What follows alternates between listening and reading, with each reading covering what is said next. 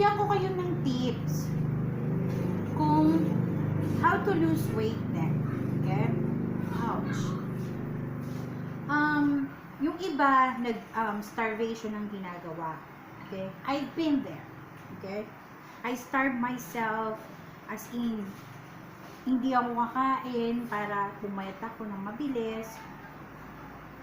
Pero that's wrong. Okay? Yung iba naman, super check ng mga calories intakes, yung mga ganon. In my case, etc. Okay?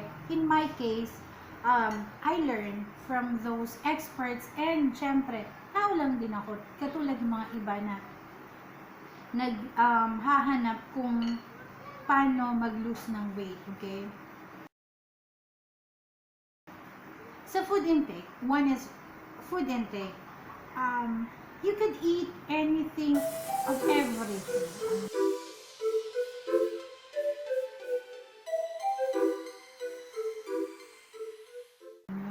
Pwede nyo kainin lahat.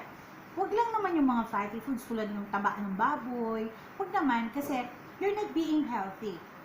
Ang sa akin lang is you could eat those foods na kinakain nyo before. Huwag lang yung mga unhealthy foods, okay? Basta portion, okay? Minimal portion or maliliit lang, konti lang, okay? Sa rice, kung dati-rati nakakaubos ka ng 5, okay, bawas-bawasan mo naman, okay? Tapos, yung iba, nag-i-skip sila, which is very, very wrong din. Okay? Don't skip meals. Totoo yan. I do not eat my breakfast before, pero now, kasi, when I wake up in the morning, adrenaline ko, grabe na. Super hyper akong magtrabaho, and I am a workaholic mom. Sobra akong magtrabaho. So, ang ginagawa ko is, I'm having my coffee. Tapos, well, at least, may nilagay ako dito na pancake or, ang tawag dito, a bread. Pero konti lang, okay? Kung noon yung pandesal ay nakakaubos ka ng 5, 10, bawasan mo, okay? Tapos, hindi ko nasasabihin kung ilan yung quantity niya. Bahala kayo kasi it's all about discipline. Totoo yan. Noon kasi wala akong disiplina. Pero habang tumatanda ka, andun na yung paniningil nung katawan natin na sobra tayong pasaway before. Oo. Nagpapakita yung talaga, collarbone ko. It pays off. Everything that I worked for, it really pays off. So, grabe. Grabe yung dinaanan ko din at dadaanan ko pa kasi minamatch ko yung edad ko sa weight ko. Yun ang sabi ng doctor. Tapos, sa nutritionist.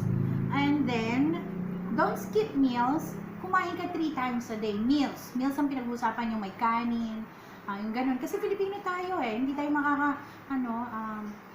yung tawag dito, parang hindi tayo mabubuhay na walang rice. But, before, nung dalaga ako, yung tawag dito, I did a year and maraming taon, siguro a year and a half, excuse me, na hindi ako kumain ng rice. But, I did starve myself na it came up na nasa area ako, kasi medrep ako before, alam mo yun, nag-faint na talaga ako, in the middle of nowhere, alam mo yun, pagising ko na lang, nasa hospital na lang ako.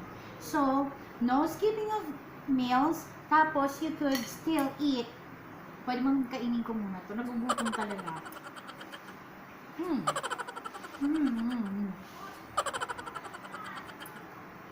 You could still eat 5 times or 6 times, okay? Breakfast, in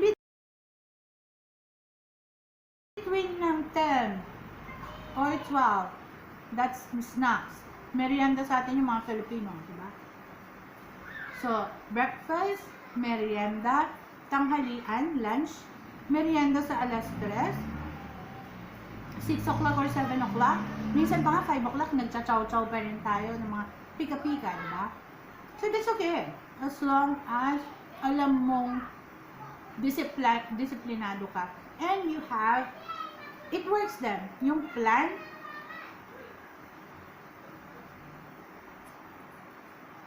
meron kang sinusundan na diet plan. It works for me before. Pero, yun nga, determinasyon lang talaga. Tapos, disiplina sa sarili. Alam nyo na, tao lang din naman ako. Minsan na lilihis kayo, lalo na pag nagkakaproblema. But that's not an excuse. Okay? Okay, next is, ang tawag dito, wag yung food intake nyo, nandun yung very, parang sinisecure nyo sa sarili nyo na yung food intake nyo, alam nyo na you will burn it that later. Pag medyo nasa, kunwari sa handaan tayo, may mga events, and we were invited to that event, tapos napakain ng marami, you have to burn that out. Okay? You have to burn it. Sa akin kasi ang ginagawa ko, pag nag-cheat kami, alam mo yun, as in cheat talaga, alam mo yun. Lalo pag dumating na sila Cheryl, sila Bunso, ayun, marami silang pagkain, or napag-usapan na kain talaga, alam mo yun, yung super kain. But, tomorrow morning, I have to burn that out. And lastly, ang tawag dito, ang pinaka-gusto kong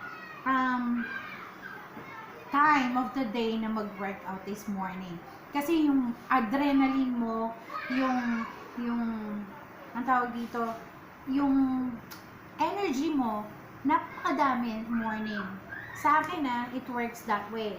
Okay, sa iba, afternoon or night. Kasi nga, they're having their office hours, ganon. Sa akin lang naman, pwede naman ako, yung mga nag-o-opisina naman, pwede naman before they go to the office, paggising na lang nila, they just need to set up their time na medyo maaga-agang gumising, tapos you jog, or I do jog, not in the highway, pero not in the park, I do jog at my home, okay? I jog here, ito yung gym ko, ito lahat, dito, nakikita nyo naman, diba? Sa mga vlogs ko na lahat pinapakita ko sa inyo. So, that's my tip. Thank you for watching.